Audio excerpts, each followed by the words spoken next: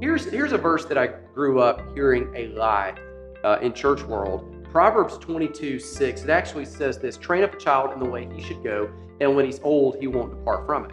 Now, preacher after preacher, pastor after pastor taught that church and seemed to infer that it promised a spiritual boomerang to where you train a child in the way they should go morally and spiritually. They grow up, they may rebel in the teen years, they may leave church altogether in the college years, but at some point, if you've trained them in the way they should go, they'll return back. They'll come back to the faith.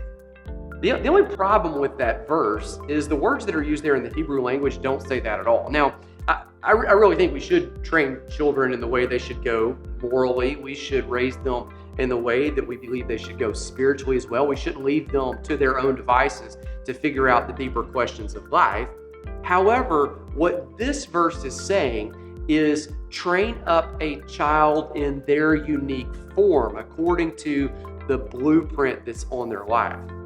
You see, what it's inferring is that we're all different. We all have unique skills. We all have unique abilities. We all have a different way of looking at the world.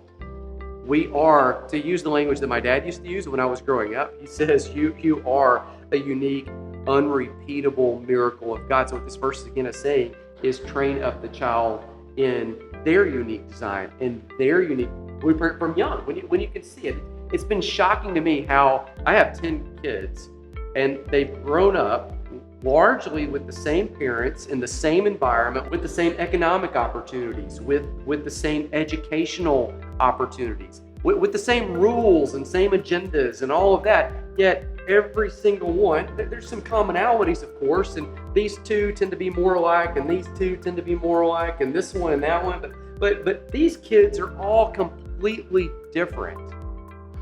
They've been raised with the same moral and spiritual compass. But this book of Proverbs, right here, Solomon, the wisest man who ever lived, is saying, train up each one in the way that one should go, and the way that one should go, and train that one with their skills and how they should go, and find out how this one should go. You see, in Ephesians 2, we talk about this in chapter 42 a lot in this book. Actually, titled chapter in this book, You Are a Work of Art. You're God's art. Ephesians chapter 2 says in verse 10, you are God's workmanship, created in Christ Jesus to do good works that he planned before time began that you would walk in. You're God's workmanship. Like, there's some incredible destiny for you to walk in. Hopefully that aligns with the dreams that you see. Like, he puts those on your heart so you can map those out and show up and do the destiny that he's foreordained for you to walk in. But that word right there, you're his workmanship, is connected to all that. You finding out workmanship, that word in the Greek language, it's poema. It's the word from which we derive our word point.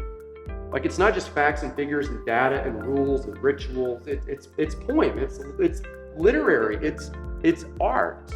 It says you're a unique piece of art. No art is the same as other art. All art is different, yet all art is somehow art. And when we figure out the art that the kids are, and we figure out the art that you are, because we don't outgrow this. In fact, this is a verse written about kids for the time in which they're older, when they're getting to that place where we are, where you're trying to walk out and fulfill purpose and walk in destiny and walk in calling. Because again, to use my dad's language, you are a unique, unrepeatable miracle of God. There is a gift that you are, that you bring to this world. And if you don't bring it, no one brings it, because you're the one. You're the only one that has it.